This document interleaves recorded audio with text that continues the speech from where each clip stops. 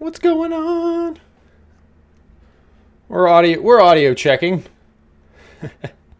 We're getting ready to be live. We may even be live at any point in time. We may be live. It's the final countdown.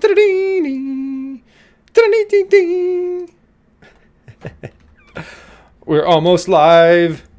You might see me. And I'm updating the page to get rid of all these test videos. All right. We're moving stuff around. We're getting ready to go. Holy moly. If you can see me and hear me, that's good news. That's good news. Please refresh your page because we're about to be live. Holy moly. Holy. See me. Woo! We are live. Updating. Awesome. It's looking clear. It's looking clear for me. Hopefully it's looking clear for you. Oh my goodness. We're here 2 minutes early. Thank you for being here early. What's going on, everybody? What's going on? If things are looking a little wacky, just go ahead and refresh your window here. 1 second here. I'm gonna do some fancy stuff on the page to make the live chat move around here. 1 second. This is about to be, you're about to see some epic magic. So what I'm going to do is in real time, I'm going to edit this. I'm going to change the page up here. In real time. And this is going to be amazing. This is like a little magic trick here. So hold on 1 second. We're going to see how this works. Watch this. Watch me write code in real time. No nerves going on here. No nerves. Nothing. This takes me back to my live demoing on stage at Microsoft days. All right. 1 second here. All right. Check this out. Magic time. Please refresh your browser. And the chat box should be next to the live stream. How cool is that? We updated the page in real time. Holy moly. That is pretty cool. I'm also going to kick off. Let's get rid of this little header here. Holy moly. All right, go ahead. And if you're hearing me and you're seeing me, please refresh your page one last time. And I think we're going to have it just in an optimum state for you. And then I'm going to hide my face because I've got my face on like 3 monitors simultaneously right now. And I don't want to see my face. I want to see your wonderful questions. What's going on, everybody? How's it going?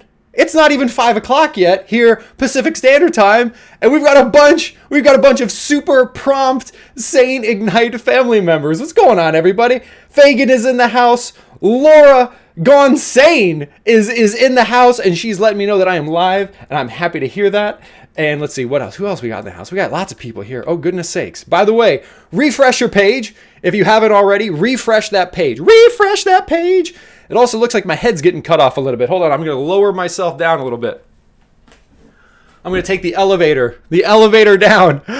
Jerry Schmidt is in the house. Joan Wardkin. I'm so sorry for mispronouncing your name. If I mispronounce my name, we're in real bad shape. Jane Freeman is here. Laura is saying epic. Gina Hammond is in the house. Fagan O'Reilly, Leanne, holy moly, we're going to bring the internet down. There are so many people here. Wednesday Vale is in the house and she's got a wrench, which either means that she's a moderator or that she is going to fix things or both. So what's going on?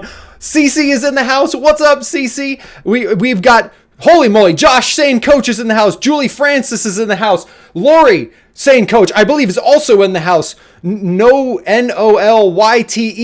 is in the house. I'm so sorry, I don't know how to pronounce that, but thank you for being in the house with us. Life Center Council team. This is Michelle Dickens. All right, excellent. Michelle Dickens. I was about to say, we've got a whole team in the house. I'm a little intimidated now, but as you can see, we're live. We're rocking and rolling here. We've got some new stuff.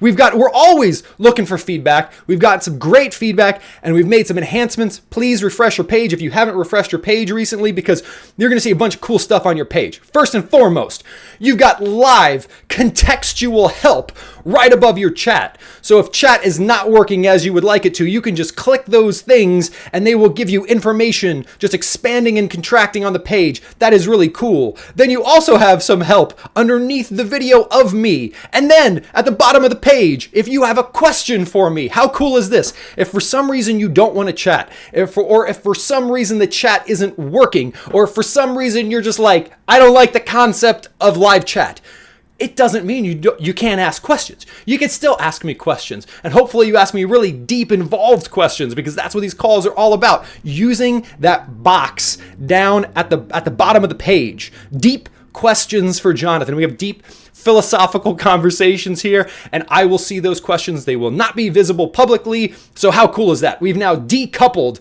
live chat from questions so that you can ask those questions. And speaking of questions, it's 5:02. Holy moly. Julie Francis, you're in the house. Michelle Dickens, you're back. Signed in is a different thing. S Cells 1000 is in the house. And if you have questions for me, again, as I said, we've got some new updates this week. Scroll down to the bottom of the page. And if you've got a question for me, go ahead and submit it right in that question box and then click the submit button. It is not going to take you off the page. It does not require any sort of account. It does not require any sort of magic formula. It's just simple, easy questions, but actually the questions hopefully will be very difficult because that's what these calls are all about. Thank you for joining me tonight. We have an amazing and exciting, unique opportunity together tonight. We're here for 90 minutes to do something that we can't do anywhere else.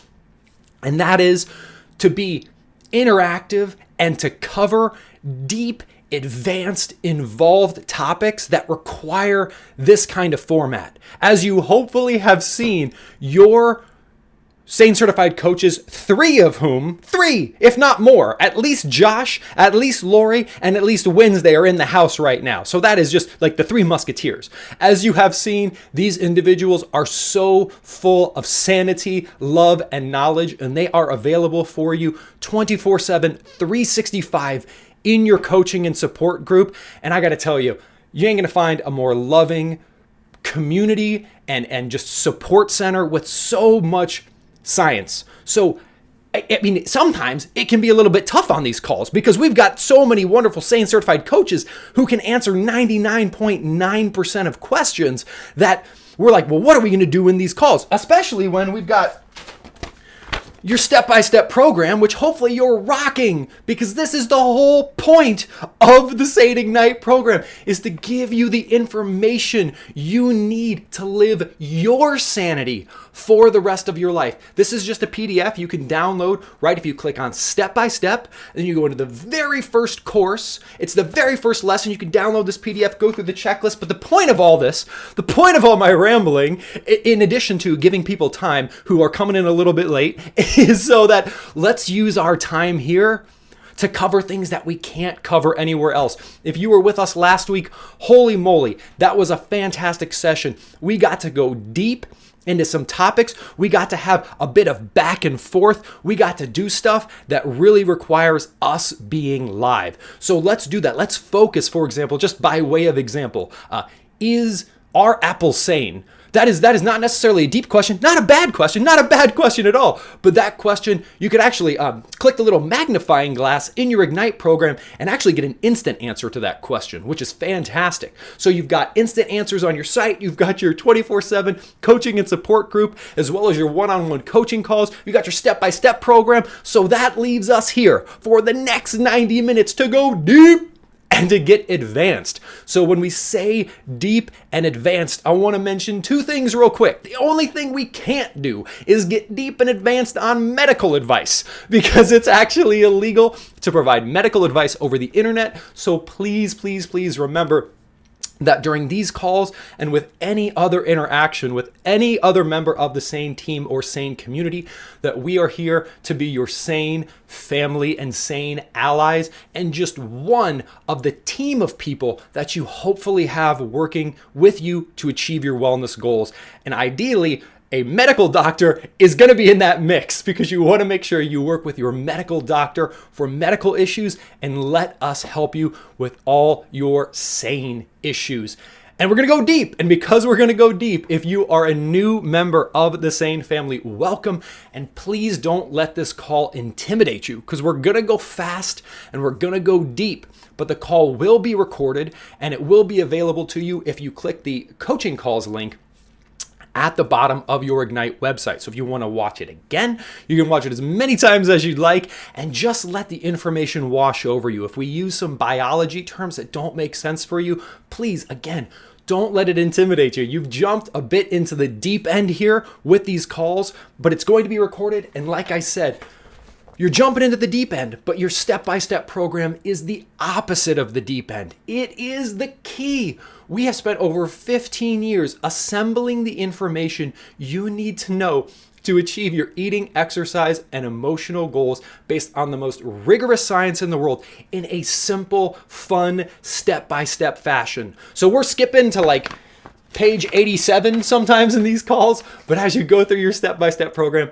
it'll make more and more and more sense to you. And of course, this is the beginning, not the end. Please jump into your coaching and support group, but please do submit your questions. Oh my goodness, we've got Monique Pyle is in the house, and her name is True Enlightenment, which I love so much. Oh, we've got more people joining. Linda Bayer's in the house. Holy moly, we got lots of people here. So welcome everybody. I've got some chats coming in from the moderators here real quick. Let me make sure that everything is good. Oh my goodness. Okay, so if for some reason you can't see the chat box or the question box, you can pop the chat box out by clicking the little 3 dots on it. If you're using a desktop or a tablet, you can move that around, and then I'm going to... If you have any problems with the site, just go ahead and post it in the chat box. I'm going to do one quick thing here that's going to help. Watch this. We're going to do more website editing in real time. All right, if for any reason you cannot see anything, or if that little how may I help you thing at the bottom is blocking you for any reason, let me go ahead and watch this. We're going to write code. More code writing in real time. All right, go ahead and update your page, and that should be fixed now a little bit. So Katie is in the house as well. All right, so with all that said, I think we're ready to go. We've got some questions that we weren't able to get to last week, so I'm going to start with those. And again, refresh your page, and we do have a brand new feature this week, which is the separate question box. So scroll down to the bottom of your page. If you got a question for me, it's totally separate from chat, and you can post it there, and I will see it in real time. All right, first question we got here. Jackie W. asks, what do you suggest if you are unable to do heavy weights for eccentric leg press due to injury? Is there a possible substitute? Absolutely, Jackie. So there's 2 questions going on here. And remember, I'm going to try to give you specific answers, but also the general scientific principles, because that's the same difference. And just really quickly, I want to give this disclaimer, which is you're here because all that, just tell me what to eat. Just give me the calorie counting. Just give me the exact meal plan. Look, we've all tried that. And there's a reason it didn't work. And it's not because there's anything wrong with you. I promise that. The reason it didn't work is just like, for example, if you put someone in a car and they'd never been trained in how to use a car. They've never been in a car before. They've never driven on the road before. And you just turned on the GPS and the GPS started reading out directions. Chances are that person would not get very far, and if they did get on the road, they'd get in a wreck.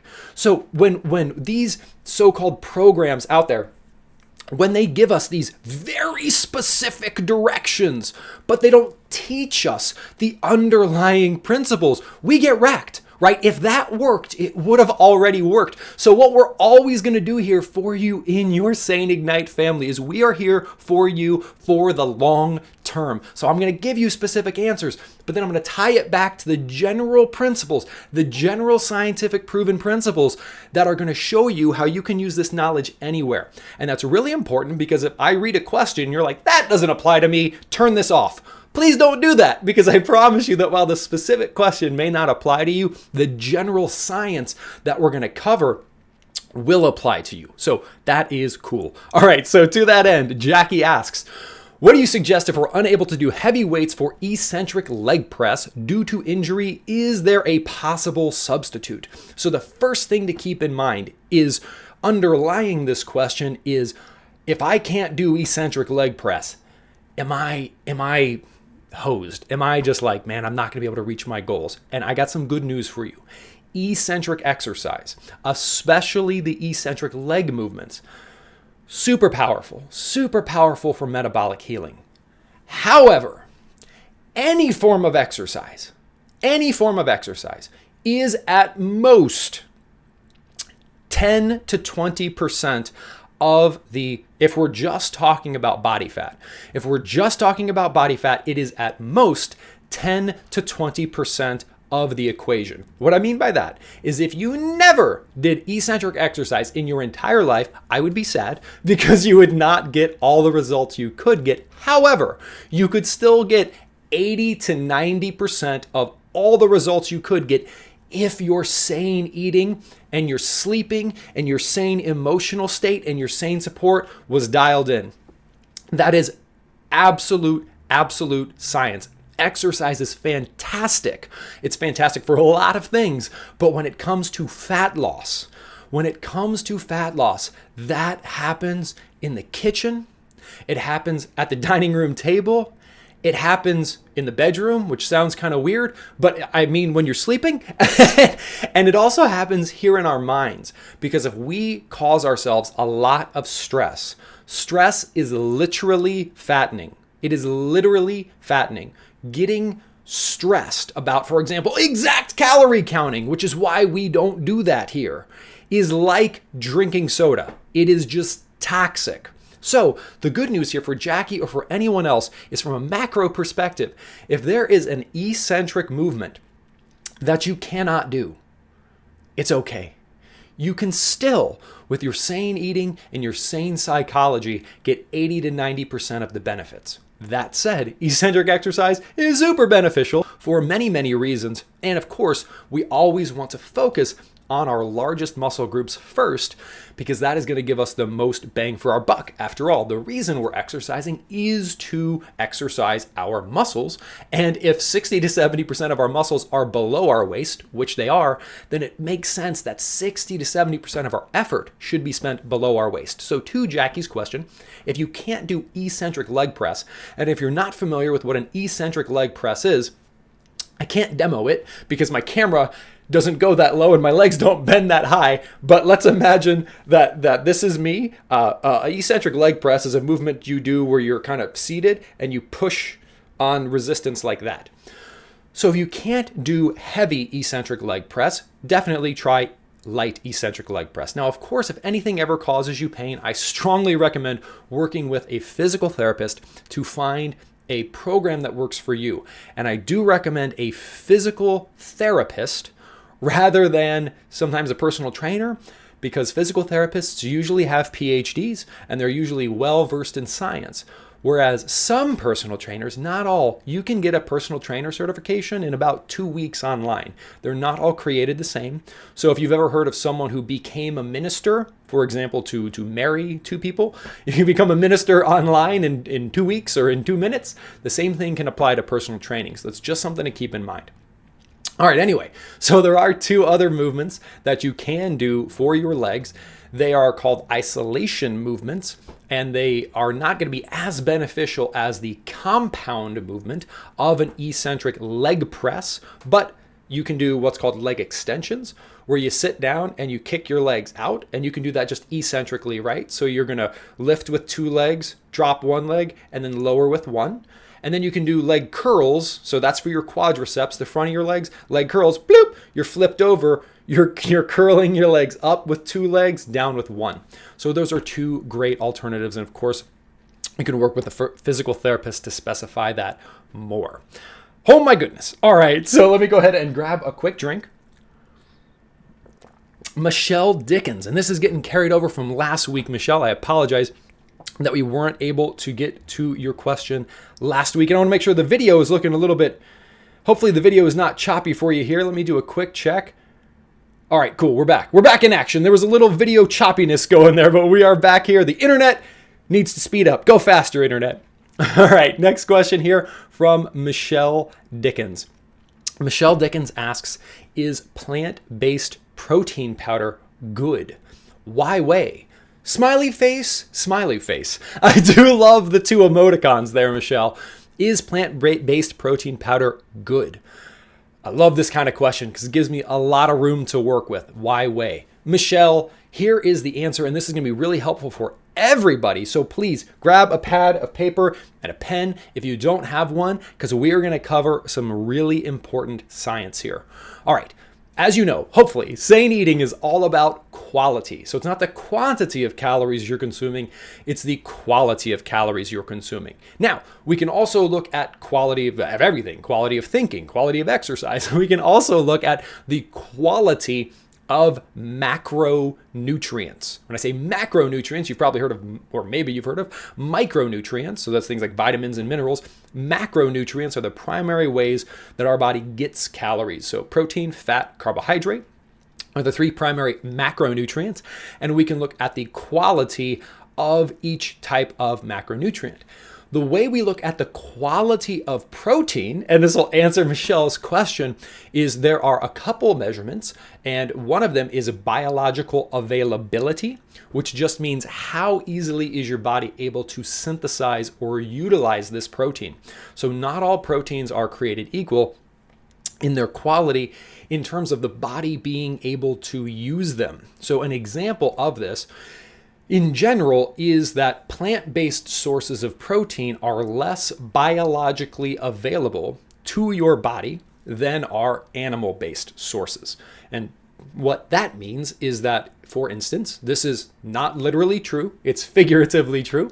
If you were to eat 10 grams of, let's say, protein from peanuts, your body, I believe the biological availability of protein from peanuts is around like 40 or 60, which means that your body is only going to be able to use about half of that protein. Because remember, your body's got to take the food you eat and break it down into usable stuff. And that whole breakdown process, that's the E, how efficiently your body breaks things down, is the E in sane. And when it comes to protein, there are different levels, and that's measured by something called biological availability. Plant-based protein in general has a lower biological availability than... Sorry.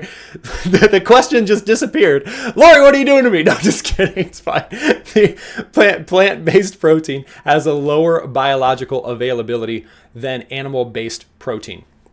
So plant protein is going to be less readily absorbed by your body. So for instance, if we talk about muscle protein synthesis and you are trying to get 30 grams-ish so that you trigger muscle protein synthesis, if you were to eat 30 grams of whey or egg white or beef or chicken or fish-based protein, a lot more of that protein is going to get absorbed and utilized by your body. Whereas if the 30 grams of protein are coming from a plant-based source, a lot less of it is going to get absorbed, and then you may not achieve muscle protein synthesis. Now, 30 grams, again, remember, that is an approximation. So if you're a smaller person who is not particularly active, that number is going to be lower. If you're a larger person who's very active, that number is going to be higher. Either way, the important thing to know is that plant-based protein in general has a lower biological availability than animal-based protein. So we will need to eat more of it for the same effect. So that's biological availability. The other way that the quality of protein is evaluated is something called completeness, or the amino acid profile that the protein provides. So if you've ever heard about vegetarians or vegans combining various sources of protein, such as beans and rice, so that they get all their essential amino acids, what they're doing is they're taking two incomplete sources of protein, a bean and a rice. They're taking one bean and one grain of rice. It's a very calorie restricted diet. They're taking beans and rice, combining them together so that they get a complete spectrum of the amino acids we need to thrive. Animal-based sources of protein are oftentimes going to be more complete sources of protein than our plant-based sources of protein. So this is, again, just when it comes to quality animal-based sources of protein, both from an absorption or a biological availability, that's the term to write down, or from a complete providing you with all the amino acids that you need to maximize your health and fat loss. Animal-based protein sources are going to be preferable. And things like whey, for example, are just phenomenal. Whey is a superfood. It provides just a fantastic level of biological availability. It is a totally complete protein. It also provides things called immunoglobulins, and it also provides a key building blocks for the most important antioxidants in your body, for example, glutathione. Lots of long words. The point is that protein sources are not created equally. They have different levels of quality, and it also is important to know that this doesn't mean that, for example, whey protein is really good, which it is, but that doesn't mean that, like, hey, forget all the other sources of protein, just eat whey. Right? Because just like, for example, kale is good for you, kale is absolutely good for you, but it doesn't mean you should just say, forget all the other vegetables and only eat kale. Right? Whey is fantastic for you, but if you're going to eat 3 to 6 servings of protein per day, if you get one of those from whey or 2 of those from whey, that's cool, but I do want you to get other protein sources, even if they're going to be of a lower quality score, because chances are they're going to have other beneficial things. And again, we're going to go advanced here. So for example, pea protein is very, very high in certain amino acids that just super high in them. So while it may not be great in all amino acids, it's spectacular in certain amino acids. So getting different sane protein sources into your diet is very, very important. So please don't see this as saying don't ever use plant protein. Protein you get from spinach, protein you get from green leafy vegetables, protein you get from clean rice protein or clean pea protein or clean hemp protein are fantastic protein sources. They are just not as complete, nor are they as biologically available as a whey or an egg white or a chicken or a beef or a fish/seafood based protein. However, they do have their strengths, so they can all be incorporated in a sane lifestyle. Oh yeah, hopefully that helps. All right, Lenunny Springer or Nanny Springer asks the next question here. She says, by the way, if you've got questions, please keep them coming. Please keep them coming. We got 90 minutes here. So just go ahead and post your question using the question box at the bottom of the page. You don't have to chat if you don't want to, but you can still post your question in the question box. I'm going to grab a quick, by the way, I discovered this stuff. Random side note. It's called throat coat tea. Awesome. It's got something called slippery elm bark in it. It's absolutely fantastic. So if you've ever got to do a lot of talking or if your throat is just feeling a little hoarse, throat coat tea. I get it on Amazon.com. Using their subscribe and save service, I get it in packs of 6 boxes. I'm a big fan of it, so you might enjoy it as well. All right, Nanny Springer asks, is there any truth to the notion that non-nutritive sweeteners can trick your body into thinking it has ingested glucose and play havoc with insulin levels? Yes. Moving on. No, just kidding. So, the short answer is yes. Here is the sane, aka complete answer. Again, Lenunny Springer is asking, is there any truth to the notion that non-nutritive sweeteners or things, artificial sweeteners, sucralose, Splenda, aspartame, NutraSweet, Sweet and Low, or even things like erythritol, xylitol, stevia, Lohango, right? Those latter ones, erythritol, xylitol, stevia, and Lohango, those are the sane sweeteners that we recommend. Although these are non-nutritive or minimally caloric, can they trick your body into releasing excessive amounts of insulin? And the answer to that question is, well, it's actually sort of. So excessive amounts of insulin or wreaking havoc is the key point we need to dig into. So from a macro level, let's do an experiment together here. So this is going to be really interactive because we're going to do an experiment. Okay. So for a moment, center yourself. And now I want you to visualize the following with me. If you can close your eyes, well, this is going to mess up the chat, so you don't have to close your eyes if you don't want to, but you're welcome to if you choose. All right, eyes open or closed. I'm going to close mine.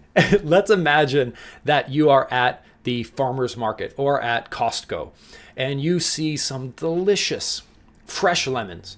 They're yellow, they are ripe, they are freshly picked. And let's say, for example, you grab some of those lemons, you're on your way home. It's a hot day outside, very sunny, very warm, sweltering, and your air conditioner broke, and you're saying, man, I'd love some sane lemonade. So you go ahead, you grab one of those lemons, you slice it open. It zests. There's lemon zest in the air. You cut it in half, and then you cut it in half again, so you've got quarters of lemons. And you take that lemon, you can smell the lemony goodness. You can tell that this lemon was picked like 2 days ago. You take that one wedge of lemon, you squeeze it into a glass with water and ice. And then you take that glass of water and ice. It's hot, sweltering. You take it up to your lips. You take a deep, lovely sip of that sane lemonade, and you feel refreshed. Why the heck did we just go through that exercise? Well, I bet you have more saliva in your mouth now than before we did that exercise.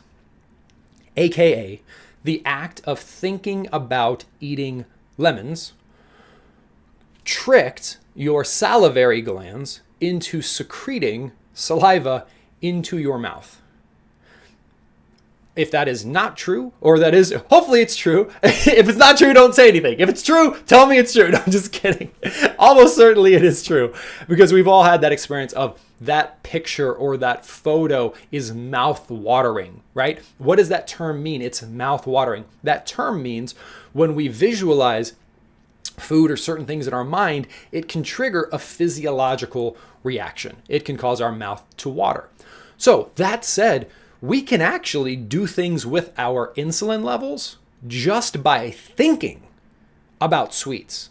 Now, that doesn't mean you can think your way to type 2 diabetes at all, right? So while you are going to increase your saliva output by doing that visualization exercise, you are not going to produce nearly the amount of saliva that you would if you were actually trying to eat a lemon.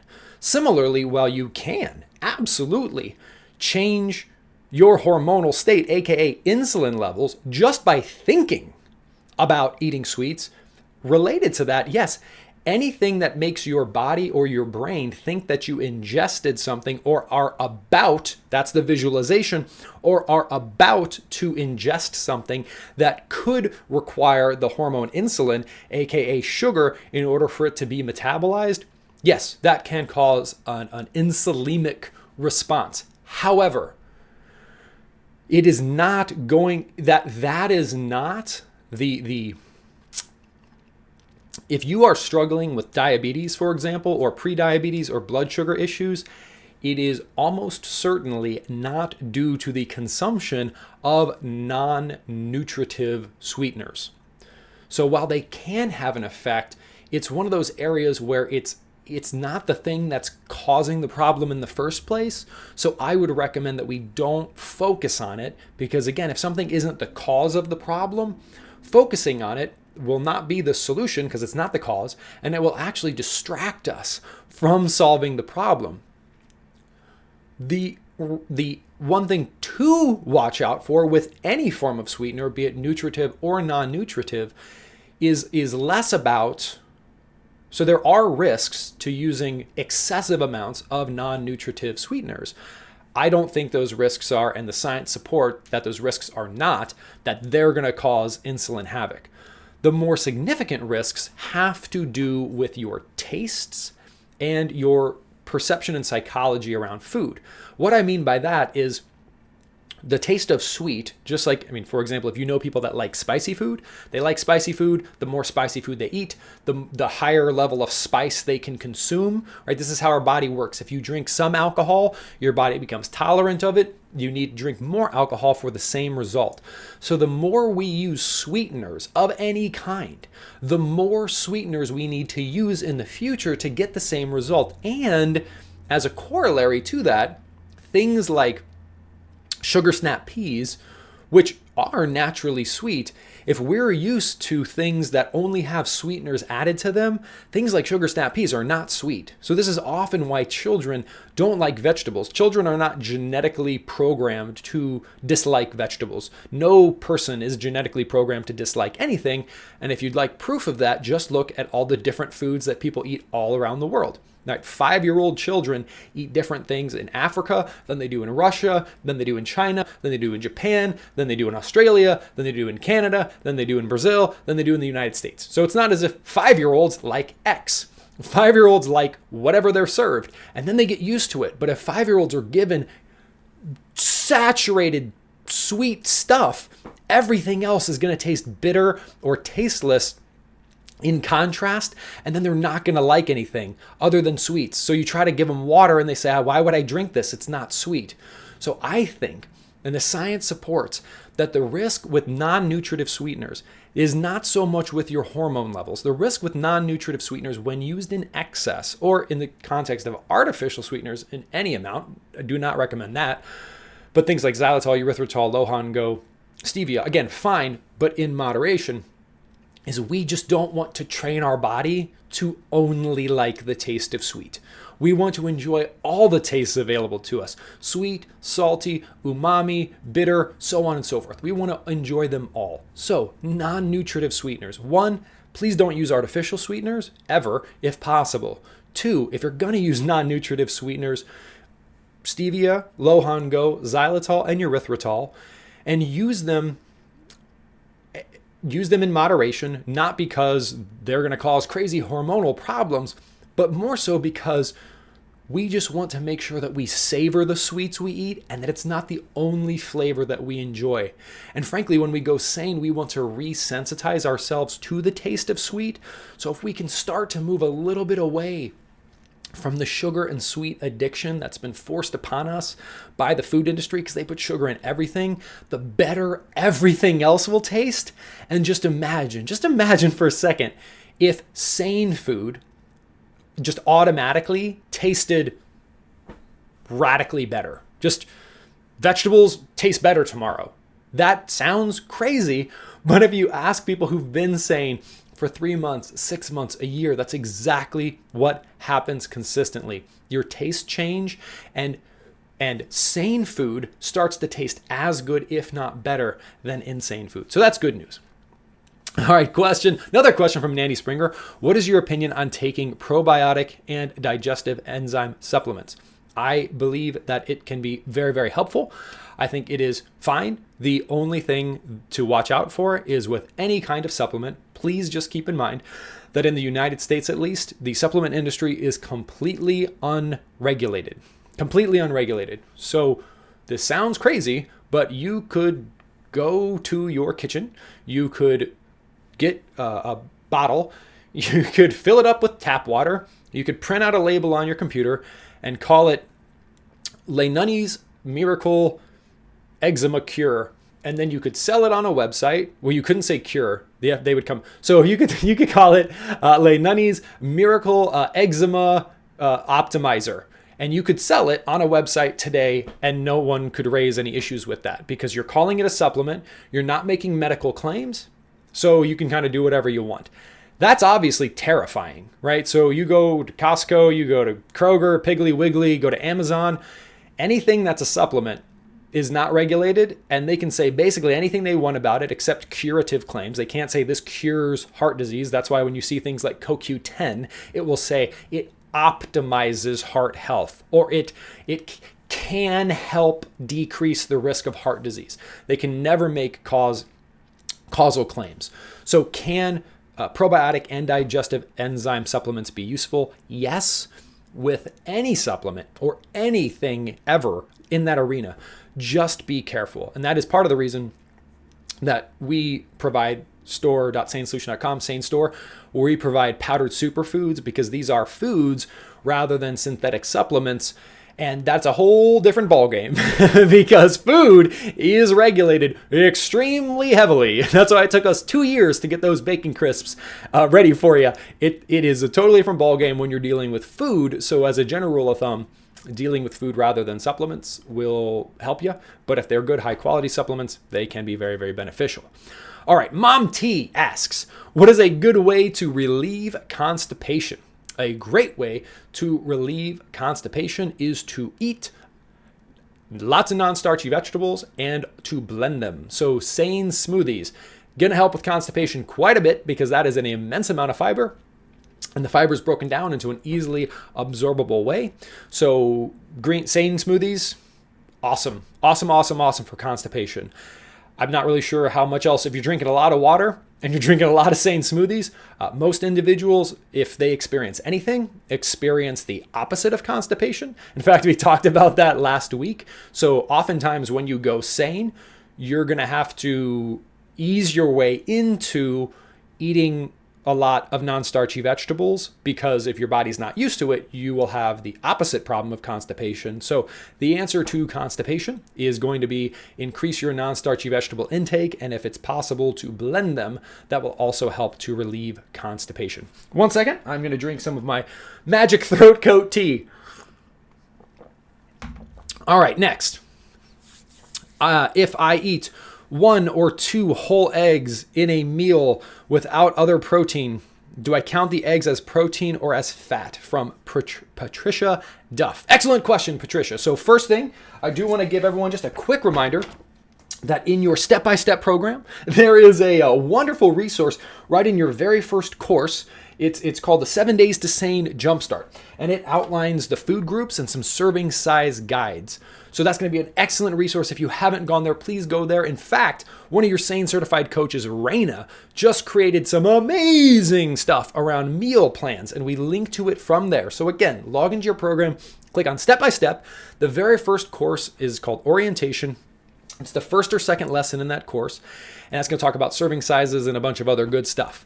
The reason I bring that up is eggs, and Patricia, great question. Eggs, whole eggs, no matter how many of them you eat, are always whole food fats. And the reason for that, and I totally understand, this is an area that is nuanced. So this is a fantastic question, and I thank you for asking it. And the way we determine if something is a whole food fat or a nutrient-dense protein is where it gets the majority of its calories from a macronutrient perspective. This actually applies to carbohydrates as well. So let's use eggs as an example, since that's what your question is. It fits, right? An egg gets about 64% of its calories from fat. Now, if you eat 1 egg, 2 eggs, 3 eggs, a dozen eggs, you're still going to be getting 64% of your calories from fat. Well, since there's only fat, protein, and carbohydrate, we know that if we're getting 64% of our calories from fat, then that food is mostly fat. And therefore, if it's a high quality food, then it's going to be a sane fat or a whole food fat. So eggs in any quantity, whole eggs, are a whole food fat. Similar thing with nuts. If you look at nuts, sometimes they'll be like, eat peanuts because they're a great source of protein. First of all, peanuts are not a nut, they're a legume. But secondarily, peanuts do not get most of their calories from protein at all. They get most of their calories from fat. So peanuts are a legume, but let's look at something like almonds. Almonds often cited as a good source of protein. Unfortunately, that is just mathematically false. Almonds get way more calories from fat than they do from protein. It doesn't mean they're bad for you at all. Almonds are great for you, but let's call a spade a spade. If a food gets twice as many calories from fat than it does from protein, then it's a whole food fat, not a nutrient-dense protein. Now let's contrast that with a can of tuna fish. A can of tuna fish, for example, gets about 90+% of its calories from protein. So if we've got a food like tuna fish that gets 90% of its calories from protein, and we've got some beans over here that get 90% of their calories from carbs, and a so-called nutrition expert says they're both good sources of protein, you got to ask yourself, 90% of its calories from carbs, 90% of its calories from protein, they're both good sources of protein? What does a good source of protein mean then? Right? It's kind of confusing. So the very simple way to determine this is to just say, where is the food getting most of its calories from? And that will determine if it's a protein, fat, or carbohydrate. Eggs are a whole food fat in any quantity. And that is why, and this is why I love this question, Patricia, that is why we sometimes recommend blending or like scrambling, or if you're doing them over easy, you do a combination of whole eggs and egg whites, not because we're afraid of fat. It has nothing to do with fat. All it has to do with is that the egg white within the egg whites are 90+% protein. They're basically protein. This is an oversimplification, but it's pretty much true. If you look at an egg, the fat is in the yolk and the protein is in the white. There is protein in the yolk. I'm oversimplifying, but just for ways of, or for means of explanation, if you were to take 5 egg whites, you're looking at, what is that? They each, depending on the size of the egg, it's probably about 4 grams of protein per egg white. So that's 20 grams of pure protein with basically no fat. But fat is great and whole eggs are super nutritious. So then we take 2 whole eggs. 2 whole eggs is 1 serving of whole food fat. Because a serving of whole food fat is generally about 150 calories. That's worth writing down. A serving of whole food fat is generally about 150 calories.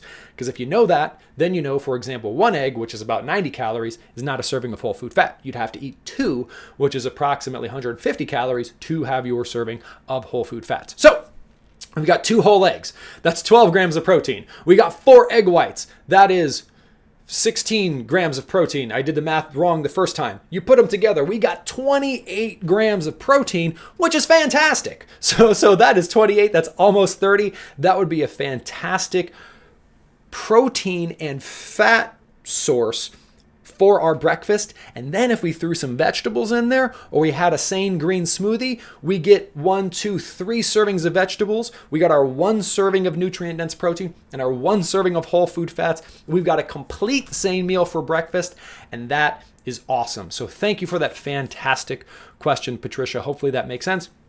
And if for any of these things, if you have a follow-up question, I unfortunately cannot monitor the chat. It goes too fast for me. So please just feel free to post your follow-up question in the question box. Leanne asks, do you have any suggestions for getting rid of sugar addictions? I have a really bad sugar addiction and can't seem to get rid of it. Yes, I do. And Leanne, the first thing we have to do here is, I love that you use the term addiction, because that is how we need to treat this. We need to treat this as we would treat any other severe addiction. And there's some amazing content on this in your step-by-step program. Also, if you just search for the word addiction in the search box of your St. Ignite website, some amazing resources, because you look at research from Princeton, you look at University of Florida research, the diagnostic manual for that psychiatrists use to diagnose things. There is I believe a 7-question questionnaire that they use to determine if someone has an addiction. And it's something like, if you answer yes to 5 or more, or 4 or more, and if you go through that questionnaire, which we actually do in the step-by-step program, you will see that not only does the science show, but our personal experience shows that sugar addiction is very, very, very real, and that high dose unnatural sources of sugar actually operate on the same receptors in our brain called opioid receptors that opioids act on. And what are opioids? Opioids are a class of drugs such as morphine and heroin. So nothing to play around with here. Of course, sugar is not nearly as potent as either morphine or heroin is, but consumed in excess, it can have addictive opioid-like effects on your brain, and that's why it is so hard to give up, and you can start having the shakes, and you can start having headaches. Whereas if, for example, you just started to give up chicken, you're never going to get a headache. You're never going to get a headache behind one eye if you try to give up chicken. But if you just try to go cold turkey, get it? Chicken, turkey, we're so many puns. It's wonderful. If you try to give up sugar, cold chicken, cold turkey, you're probably going to get like a headache behind one eye. You're going to be crabby, just like trying to give up cigarettes. How do we then help with this? So the first thing is we've got to take it seriously. And if we're going to take it seriously, that's going to dictate some other things in our life. For example, if you wanted to quit smoking, I hope you wouldn't say, all right, I'm going to quit smoking, and I'm going to move, and I'm going to take on a new job, and I'm going to get married, and we're going to get a dog, and I'm going to try to get pregnant. All at the same time, right? That's a recipe for disaster. That's taken on too much, because any one of those things is enough to really occupy us. And too much going on at the same time means that nothing is going to go well. The reason I say that is because if you want to specifically target a sugar addiction, I would strongly recommend saying that is my top priority, period. So I'm not going to say I'm going to knock off my sugar addiction and I'm going to I'm going to focus on doing all this different exercise stuff, and I'm going to just focus on the sugar for now. And the three ways that we're going to focus on that sugar addiction is, first and foremost, we need to try to crowd it out. And this is the most important step. The most important step. Traditionally, if someone says, oh, sugar addiction, they say, well, stop eating sugar. Negative goals generally don't work. Your mind has a really hard time pursuing negative goals. If you tell your mind stop doing something, it doesn't work well. For example, stop thinking of a white bear. Just right now, everybody who's watching this or listening to this, stop thinking of a white bear. Do not think of a white bear. Do everything in your power to take the concept of a white bear out of your mind. Chances are everyone's thinking of white bears right now. That is a famous study that took place a while ago.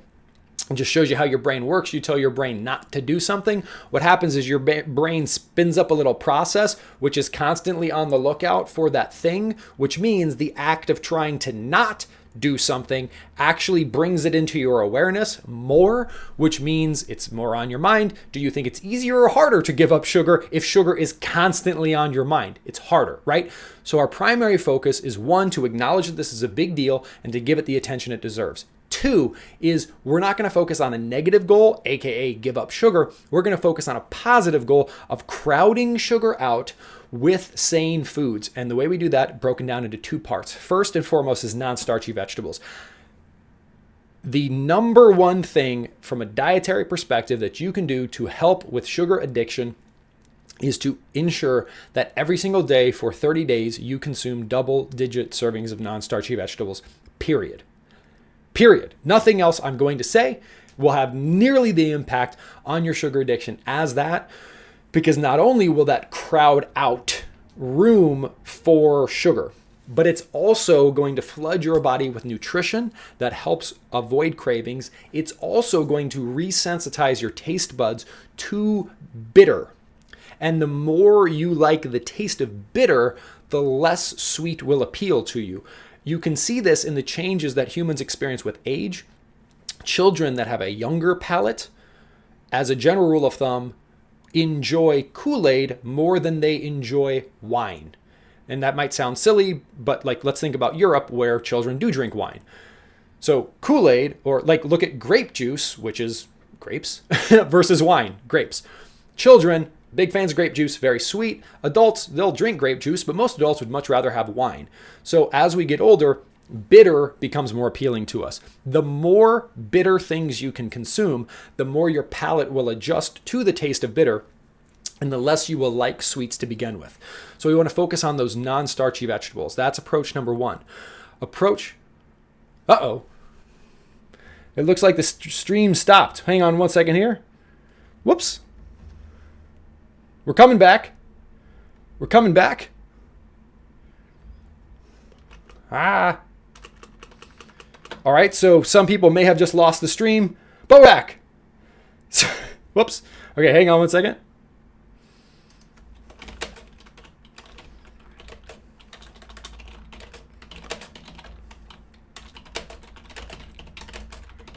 All right, so we should be back now, I believe. Sorry about that. Internet is acting up.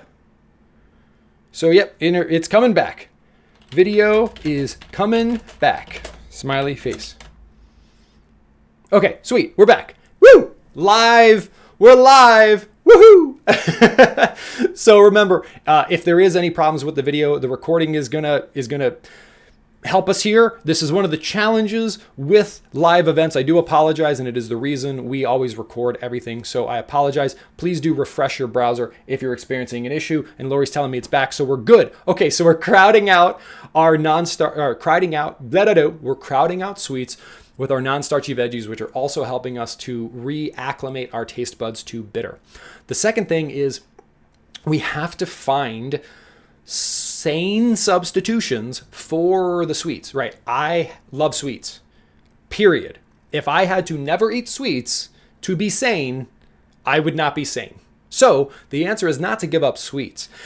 It's to enjoy sane sweets. So this, for example, is why we created things like the Cravings Killer bars, why we created things like the peanut butter bites. These are why we provide an abundance of sane dessert recipes on the website. So those are great options when you've got a hankering for some sweets. Just pick a sane alternative, and your coaches in your support group can help very much. If you can't find it on the website and you're like, man, I have a craving for X, I need to substitute, I need a sane substitute for this, that is a perfect example of where your sane certified coaches can help. So we're crowding out with vegetables. We're finding sane substitutions. And then last but not least, it is important to identify the emotional triggers that cause the cravings for sugar. So if someone, for example, has an alcohol addiction or an addiction to cigarettes, chances are if something stressful happens, they say, I need to have a drink. For a lot of us, we'll say, I need to eat some sweets. So the other thing we need to do is, as much as possible, we need to identify those emotional triggers and see what we can do to free ourselves from them. And I know if it's a boss or if it's something that's going on with your kids, you can't just kick your kids out, right? But what we can do is we can just be aware, hey, this is what happened. You know, my boss was a jerk to me today, or my teenager backtalked to me. Now I'm feeling stressed, and we need to pick, we talk about sane substitutions, we need to pick a different habit, a different thing that we enjoy, that we can engage in when we have that craving for sweets. Some people like to pop into the sane coaching and support group. That can be very wonderful. Some people, I know this sounds a little bit silly, but if you can just do a little bit of physical activity, and it doesn't have to be something intense, they could be wall push-ups, which this might work. 1 second. Right. Wall push-ups are just this. You lean up against the wall and you just do some push-ups. Or this is again, it's going to sound silly, but why are we doing this? Do a little dance. What the heck is Jonathan talking about? No, seriously, what you're doing is interrupting the pattern. So you get stressed, your brain starts releasing all these chemicals, and if you go, I love sane, and then you do a little dance, the neurology in your brain totally changes. You can call me crazy, but it's just science. We can interrupt that pattern, do a little bit of physical movement, go for a walk, do a few jumping jacks if you can, or just say, I love sane, and then do a little dance, and it will help. All right, so hopefully that is going to get you in the right direction. Next question. Is there any way to log a meal for a previous day? And unfortunately, there is not. I am sorry about that, but there is no way to log a meal for a previous day. That is something that we do have on the roadmap, though, so I apologize for that. But yes, there is no way to. Sorry. All right. Next thing. I'm starting the program, not counting calories or quantities. How deleterious is alcohol? Please give drinking advice and science. First of all, bonus points for using the word deleterious. Thank you so much. That is a fantastic word. All right. Alcohol. Alcohol is not sane. Why isn't it sane?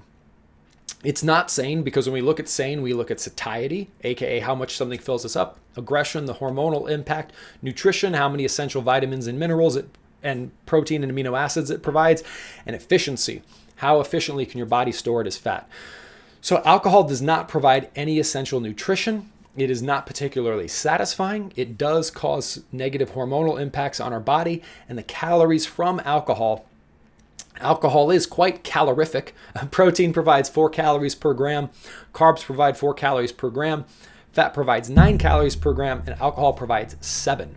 So you can see that alcohol actually provides calorie for calorie, almost twice as many calories as carbs.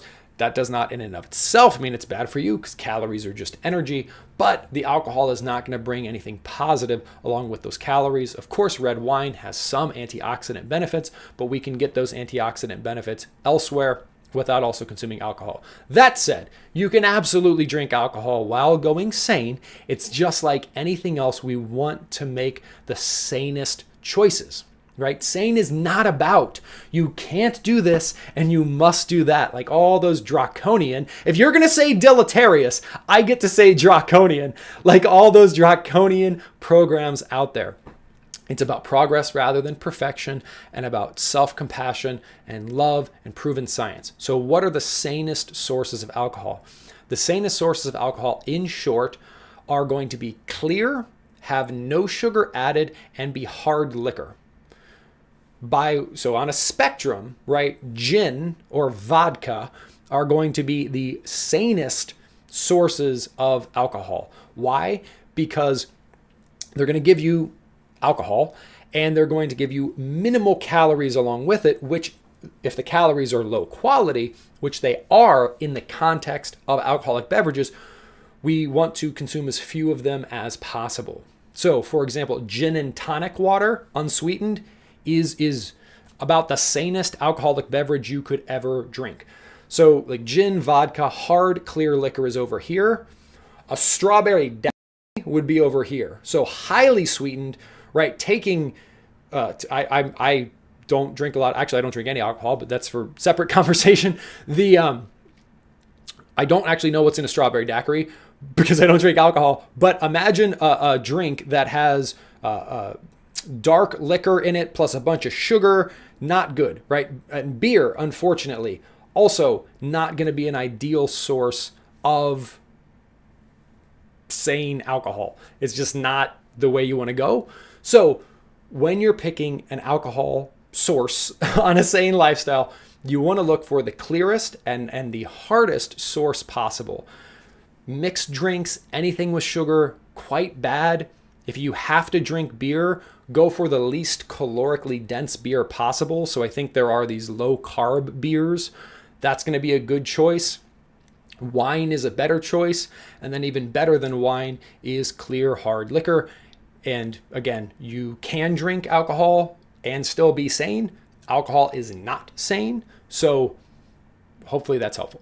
But please don't feel bad if you enjoy drinking wine, if you enjoy drinking alcohol, right? This is not about beating yourself up. This is not about deprivation. In fact, beating yourself up and that deprivation will do more harm than drinking sane alcohol in moderation would do. All right? Hopefully that makes sense. Speaking of drinking, I'm going to drink some of my Slippery Elm Bark Magic Throat Coat tea right now. Next question. Why do my smoothies look like sludge instead of the vibrant colors in the recipes?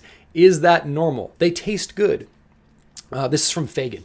So Fagan, I don't know what you're putting in your smoothies, but for example, if you take something that is green and something that is red or orange and you put it in the same smoothie, your smoothie is going to turn brown. So that's how most of my smoothies look. I have a whole refrigerator full of them right now, but they are they're like if you took a forest and you put it in the blender, that's kind of how my smoothies look. They're a brownish green, but it's all good. It's not about how they look. It's about how they make us feel and how we feel about the way we look. So if you just use green vegetables, for example, if you had just green vegetables and just lemons, that is going to give you a much more vibranty green looking smoothie than if, for example, you used green veggies and some delicate detox and cleanse beetroot powder, which is vibrant red. That's going to mix and it's going to turn brown. So the good news is, if the smoothie is tasting good and if it's working good, that is priority number one. It's not going to look too good, but I promise it's going to help you to look great and it's going to help you to feel great. So it's a little bit like the old color wheel. How we mix those ingredients in the various colors are going to determine the color of the smoothie. All right, let's keep those questions coming in, everybody. All right, next question. Fagan asks, what's the difference between Casa cinnamon and Celion? I read that Ceylon is better for you. Yes, there is a lot of debate about the various forms of cinnamon and which one is better for you. This is a great example of the sane answer is it does not matter. Whichever cinnamon that you can get easily, that you can afford, and that you can consume in sufficient doses is the best form of cinnamon for you. That is actually a really, really important point. It might sound like a non-answer, but it's the opposite. It is the uber answer, because people will always say to me and to a lot of people, you've probably heard people say this, like, what is the best form of exercise? The best form of exercise is the one that you enjoy and will do consistently, because the scientifically, objectively perfect form of exercise that you hate and you will stop doing after a week is obviously not as good for you as a form of exercise which might only be 70% as good, but you will do and enjoy for the next 70 years. So with any of these things, this green vegetable versus that green vegetable, cooking vegetables versus eating them raw, wild caught versus fresh. I mean, these are definitely things that we can dig into and we can think about, but I strongly urge you that unless your body is to the level of being as finely tuned as an Olympic athlete, right? If you're getting ready for the Olympics, a minute difference in your training or a minute difference in your nutrition could cause a minute change in your performance, which may be the difference between a gold medal and a silver medal. But I bet if you're anything like me, you're not getting ready for the next Olympics. What you're trying to do is be the best you can be, to rock your mission, to if you have a job, to rock your job, if you got a family, to rock your time with your family, if you got friends, rocking time with your friends, just being here and living a high quality, wonderful life. And the number one way that you're going to be able to do that is by finding the big rocks. The big rocks, for example, vegetables. Let's eat 10 servings of non-starchy vegetables consistently for 30 days. Period. And then once we do that, we'll move on to something else. And then once we do that 1,000 times, if we still want to improve our performance, and let's understand that our performance, like anything else in life, is diminishing marginal returns. So if you have 50% body fat and you want to drop to 40% body fat, that is much easier than dropping from 11% body fat to 1% body fat. In fact, it's probably impossible to do the latter, because as your body you try to squeeze more and more out, right? You probably experienced this in school. To go from a D on an assignment to a C is much easier than to go from a B plus to an A plus. The results, diminishing marginal results. So I'm going to say it. I think, and it's been my experience for 15 years, that spending your very limited and very precious mental energy on, like, should I use glass containers or plastic containers? Just drink green smoothies. Like, if you're drinking green smoothies and you're loving it and you're like, glass containers stress me out and they break, don't use them. It doesn't work for you. What works for you, this is going to sound a little bit silly. But it might be worth writing down. What works for me, is what works for me. Seriously, write that down. What works for me, is what works for me. So for me, using mason jars for my smoothies works sometimes. Using plastic works better other times, because I'm traveling. Anything that's going to cause you stress, that is a small thing, I would urge you to just, like, this cinnamon versus that cinnamon. Which one do you like better? Which one is less expensive? Just which one is easier for you to use? That is the best one for you. Why? Because you're going to use it. Eating cinnamon of any kind is better for you than not eating cinnamon.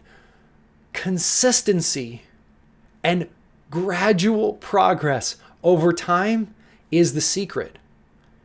That's the secret. Like if you look at all the different things we've all tried to lose weight or to feel better, the problem with all of them is that they were not something that we could do consistently. What works for me, is what works for me. Hunger doesn't work for me, and I'm pretty sure it doesn't work for you.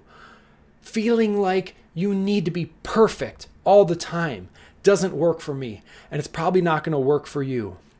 Eating non-starchy vegetables, nutrient-dense protein, and whole food fats in that order when you're hungry until you're full, and then stopping, and then doing it again when you're hungry until you're full, and then stopping, is something that can work for all of us for the long term. So let's master that.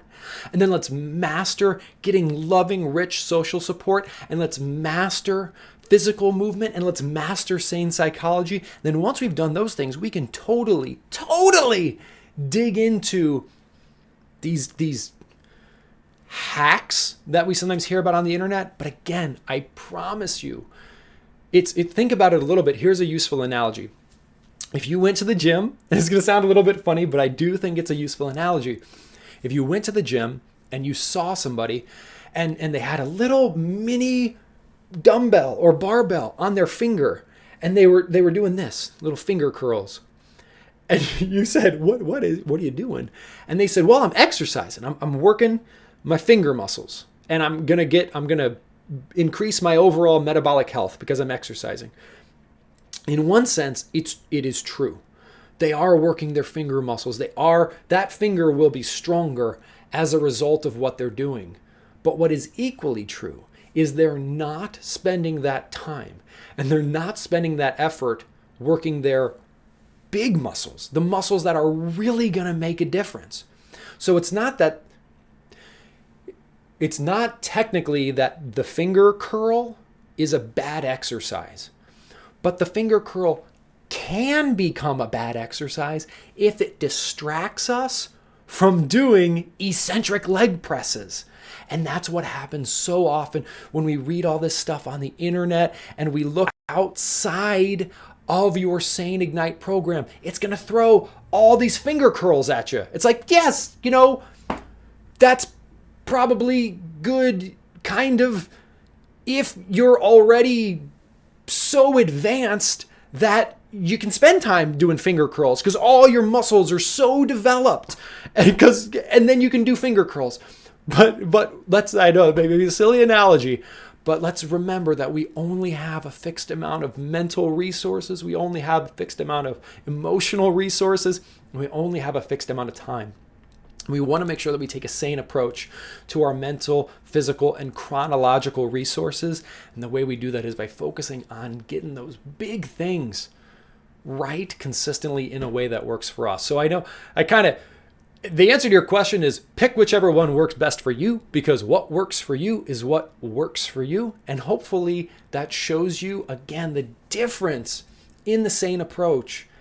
And it's amazing, but sane isn't a marketing term. Sane is satiety, aggression, nutrition, and efficiency. They're the 4 factors that determine the quality of a calorie, that underline all the patented technology behind your sane program.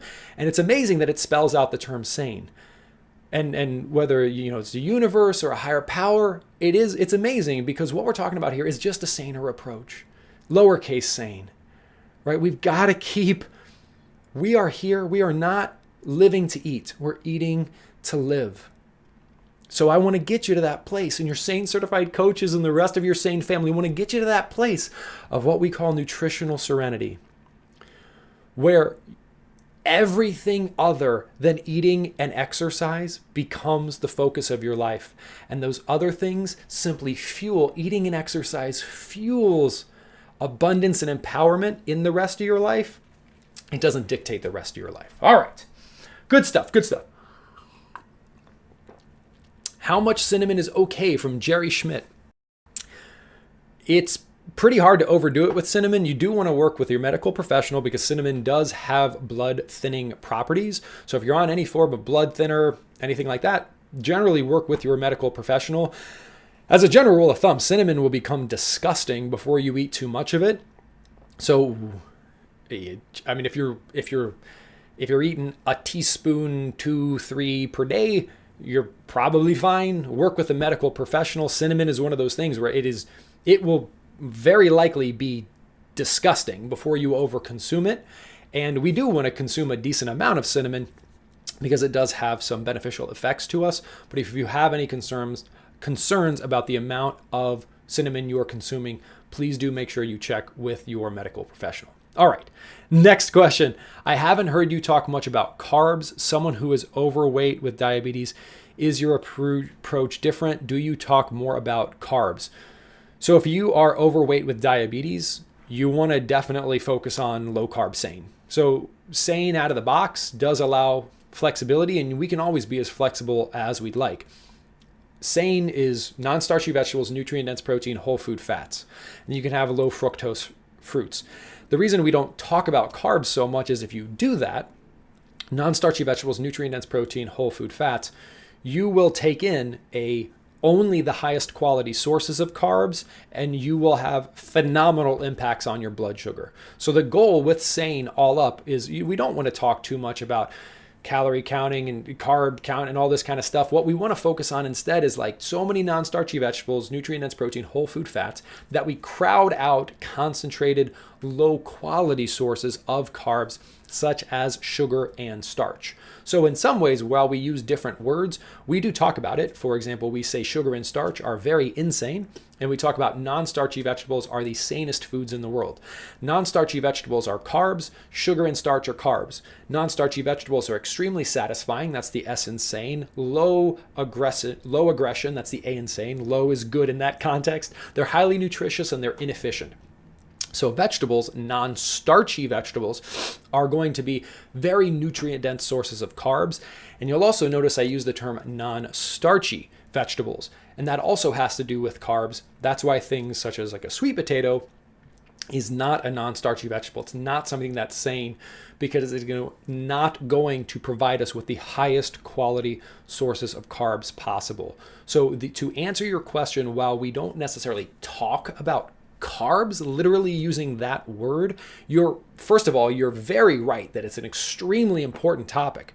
And we do talk about it using different language. The language we use is we focus on the quality of carbs we're eating, non-starchy vegetables, and by eating an abundance of non-starchy vegetables, aka high quality carbs, we crowd out low quality carbs, sugar and starch. And by doing that, we have tremendously beneficial impacts on our blood sugar. Hopefully that helps. Let me know if it doesn't. And of course, there's a huge amount of resources in your program about carbs. Your SANE certified coaches are happy to help, but do post a follow-up question if you have one. All right, we got 15 minutes left, so I'm going to see how much I can get through. How do I determine how much whole food fat I should include in my diet? I know it's between 3 and 5 servings, but how do I know when it's the right amount when I am losing weight inches? Thank you. Here's the simple rule of thumb. If you are the more fat that you have to lose, the more fat you already have in your body, the less fat that you need to eat. Why? Not because fat is bad, but because you already have fat in your body. And what we need to do is we need to heal your body so that it's able to burn the fat that is already in it. And that's called becoming fat adapted, and that is key. So the more fat you have to lose, the less fat you need to eat. Now, if you are lean and you're active, non-starchy vegetables and nutrient-dense protein are not going to provide you enough calories to function, so you're going to be eating more whole food fats. So think of it basically, lean person is going to be on the 6 servings of fat end of the spectrum. Person with a lot of fat to lose is going to be on the lower end of the spectrum, not because fat is bad, but because they already have tens of thousands of calories of fat in their body that we need to unlock their body's ability to burn that off. And another way of thinking about this is if you are happy with your results, meaning if you are slowly, because right, we're doing metabolic healing. We're not doing short-term roller coaster weight loss, which then just causes rebounds, right? We've done that before. If that worked, it would have worked already. Please keep that in mind. Please keep that in mind. If what we've done in the past worked, we wouldn't be here. So please, everything we're talking about here is just science. Like, it's just science. If you have questions, just ask. It will show you the peer-reviewed research. So we got to get away from the nonsense that didn't work in the past. It didn't work. If it worked, it would have already worked. So to answer your question, if you're slowly feeling better, use the general rule of thumb. The more fat you have on your body already, the less fat you need to eat. So you're probably going to be on the 2 to 3 servings per day. And then you're going to make sure you're eating lots of vegetables and lots of protein. And then the less fat you have on the body, the more you need to eat. And that's the area you can manipulate the most. So if you're not seeing results, there is a chance you're accidentally over-consuming low-quality calories or accidentally over-consuming whole food fats. Right? It is very possible to overconsume whole food fats. If you sit down with a bowl of macadamia nuts and just eat them, you will overconsume whole food fats. So we always want to eat whole food fats in the context of a complete sane meal, which has got mostly non-starchy vegetables, then nutrient-dense protein, then whole food fats. So hopefully that helps. All right. I've been trying Eat Fat, Get Thin, Dr. Hyman, and also investigated the Bulletproof diet. You don't seem to advise as much fat as they do. Can you comment on that? Perhaps pointing out the differences. Both plans advise taking MCT, Brain Octane. How do you feel about that? Bulletproof has collagen bars. Are they sane? The reason that we do not recommend eating oil is because oil by definition is not a whole food and it is less sane than the whole food alternative. So MCT oil is not a whole food. It is derived from coconut, and coconut is just like Dave is a personal friend. Mark Hyman is a personal friend. Dave's approach is about mental performance. Period. Like, he's a biohacker and he's here to hack your biology. That is not what we're here to do. We're here to heal your biology.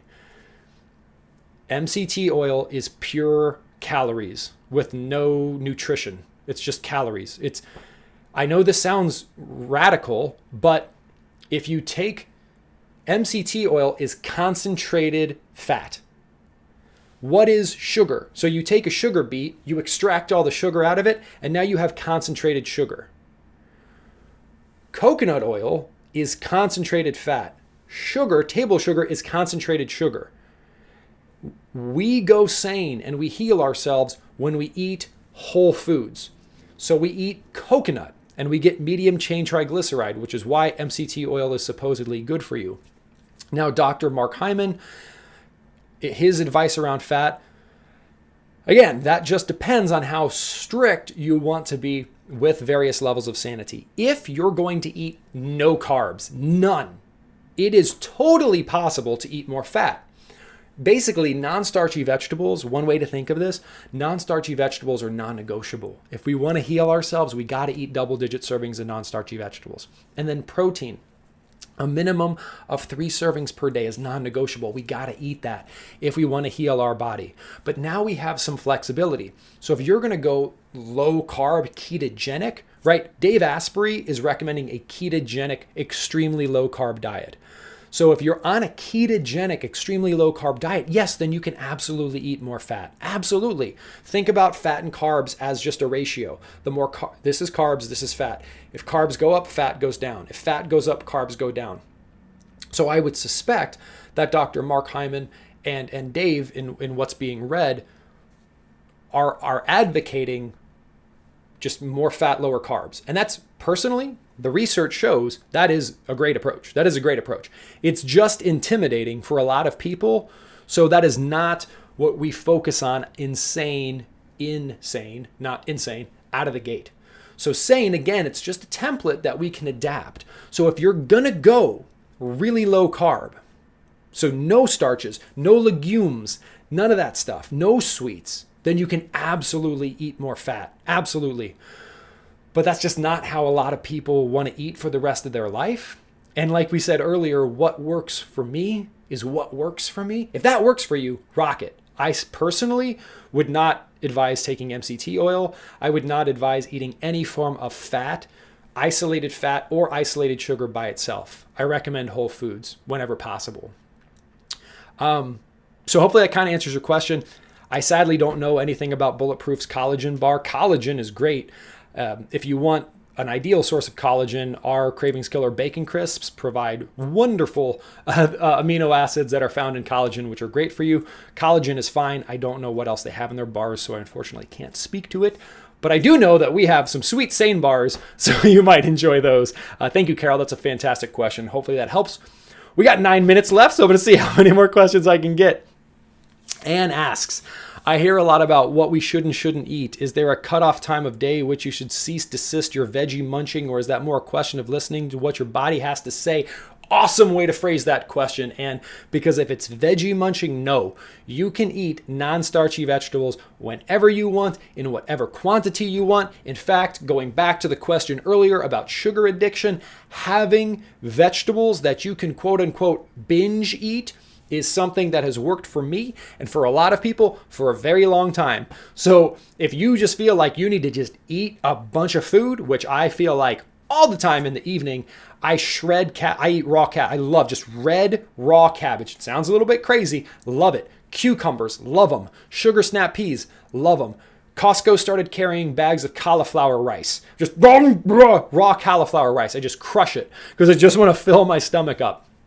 So when it comes to non-starchy vegetables, the more, the better, whenever. Listen to your body, period. And when it comes to eating timing in general, the sane approach is to say whenever you need to eat to ensure you're getting double-digit servings of vegetables, 3 to 6 servings of nutrient-dense protein, and 2 to 6 servings of whole food fats without digestive discomfort, in a way that you enjoy and you can do for the rest of your life.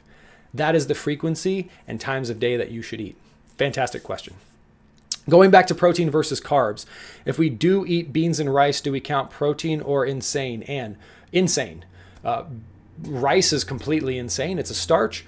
Beans are a legume. So technically what you would probably do is say 1 serving of legume and then 1 serving or 2 or 3 or 4 servings of insane. So yes, 1 serving of legumes, insane. And yes, rice, cauliflower rice, amazing. Amazing, amazing, amazing. Please bring up cauliflower rice in your coaching and support group because it is a game changer. So out with the old rice, in with the cauliflower rice. You're going to love it and you're going to love the way it makes you feel. All right, we're running out of questions here. We're running out of time. Hemp seeds, flax seeds, chia seeds. What are they? Fat, protein. How should I use them, if at all? Thanks. They're all fat. Nuts and seeds are all whole food fats.